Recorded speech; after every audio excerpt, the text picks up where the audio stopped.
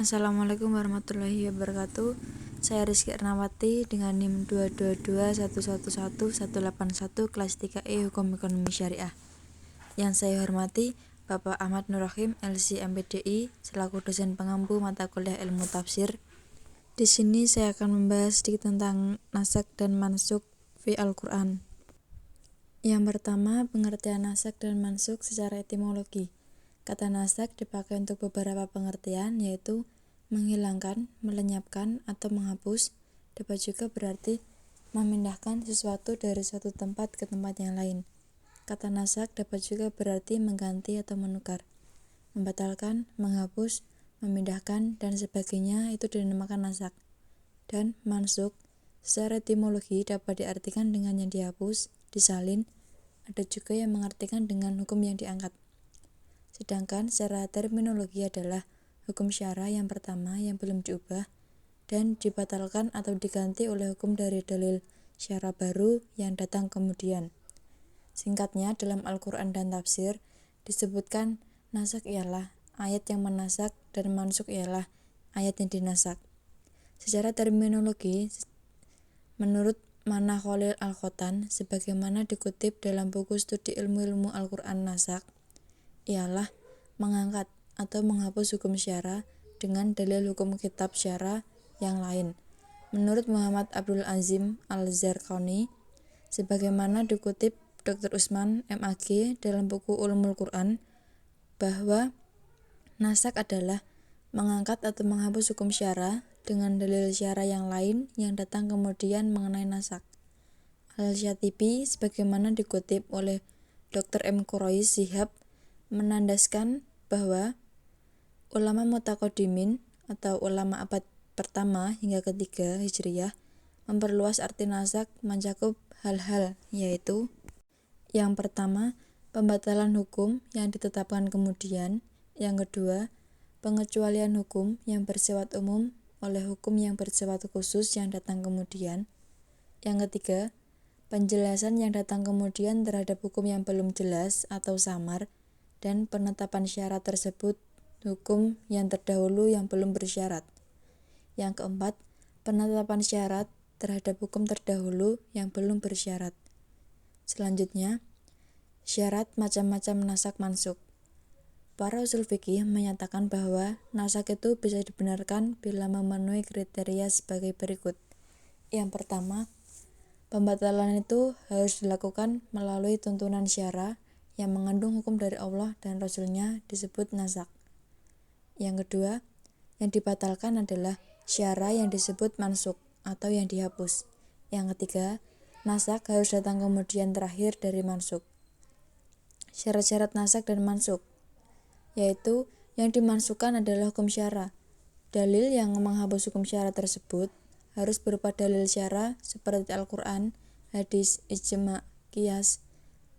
Adanya tenggang waktu antara nasak dan mansuk dalam satu ayat atau dalil pertama dan kedua datang berurutan atau gandeng ayat. Antara dua dalil nasak dan mansuk adanya pertentangan nyata, sehingga kedua dalil tersebut tidak bisa dikompromikan. Yang dinasak bukan merupakan pokok-pokok agama. Selanjutnya, macam-macam nasak dan mansuk. Yang pertama, nasak badal. Nasak yang ada penggantinya. Nasak ini terbagi menjadi tiga. Yang pertama, nasak dengan badal akhaf atau pengganti yang lebih ringan. Yang kedua, nasak mumatsil atau pengganti yang serupa. Yang ketiga, badal askol atau pengganti yang lebih berat. Yang kedua, nasak ghairu badal atau nasak yang tidak ada gantinya, seperti nasak terhadap keharusan memberi sedekah kepada orang miskin ketika hendak melakukan pembicaraan dengan Nabi. Yang ketiga, nasak hukum tanpa tilawah, artinya teks ayat masih ada, hanya hukumnya saja yang diganti termasuk hanya tilawahnya. Yang kelima, nasak hukum dan bacaan ayat sekaligus, seperti haramnya menikahi saudara sesusu itu dengan batasan 10 kali. Ini diriwayatkan oleh Bukhari dan Muslim dari Aisyah. Hukum dan bacaan teks tersebut telah dihapus. Yang keenam, terjadinya penambahan hukum yang pertama. Menurut ulama Hanafiyah, hukum ulama penambahan tersebut bersifat nasak. Yang terakhir, pengurangan terhadap hukum ibadah yang telah disyariatkan. Menurut kesepakatan ulama, dikatakan nasak, tetapi mereka tidak memberikan contohnya. Selanjutnya, madzhab-madzhab nasak dan mansukh. Yang pertama, dasar pemikiran Imam Hambali, beliau mengistinbatkan hukum adalah berpegang pada Al-Quran dan hadis, marfu' mursal, diriwayatkan oleh tabi'in, dhaif, fatwa, dan pendapat sebagian sahabat, baik yang disepakati maupun diperselisihkan, dan mereka yang lebih dekat kepada Al-Quran dan hadis. Di antara fatwa yang berlawanan, sahabat dengan syarat benar-benar terjadi. Lalu, pendapat sahabat yang diketahui terhadap ikhtilaf. Jika terdapat perbedaan pendapat, beliau akan menggunakan metode ijtihad seperti qiyas dan istinbat, karena tidak adanya hukum yang ditetapkan mengenai permasalahan baik timbul ketika itu. Yang selanjutnya, implikasi filosofis nasak mansukh.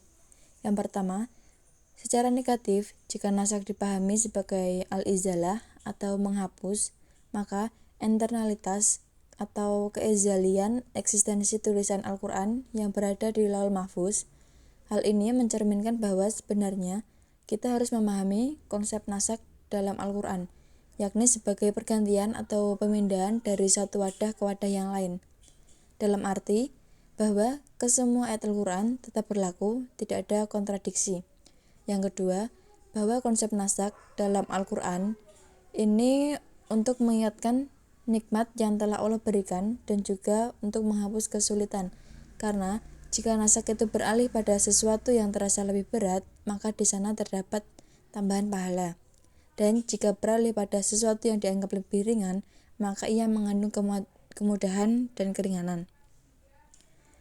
Yang ketiga, secara umum, bahwa adanya nasak dalam Al-Quran ini menunjukkan bahwa Al-Quran sebagai sebuah kitab dan sumber utama dan syariat Islam, yaitu merupakan kitab syariat yang paling sempurna yang menasak syariat-syariat yang datang sebelumnya. Oleh karena itu, syarat Islam berlaku untuk setiap situasi dan kondisi, maka adanya nasak berfungsi menjaga kemaslahatan umat.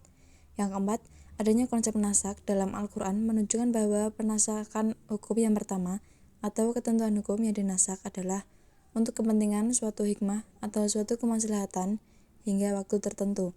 Lalu, hukum yang kedua yang menasak hukum yang pertama ditetapkan untuk kepentingan suatu hikmah atau kemaslahatan yang lain. Kesimpulannya, nasak ialah mengangkat atau menghapuskan hukum syara dengan dalil syara. Nasak ialah dalil syara yang menghapus atau mengangkat suatu hukum, dan mansukh ialah hukum syara yang telah dihapus atau diganti. Nasak terjadi pada perintah dan larangan, baik yang diungkapkan dengan tegas dan jelas maupun yang diungkapkan dengan kalimat berita atau khobar yang bermakna amar atau perintah, atau nahi larangan. Tidak ada nasak ayat terhadap persoalan akidah, zat Allah, sifat-sifat Allah, kitab-kitabnya, para rasulnya, dan hari kemudian, etika dan akhlak, atau dengan pokok-pokok ibadah dan muamalah. Sekian dari saya, kurang lebihnya mohon maaf. Billahi taufiq wal hidayah. Wassalamualaikum warahmatullahi wabarakatuh.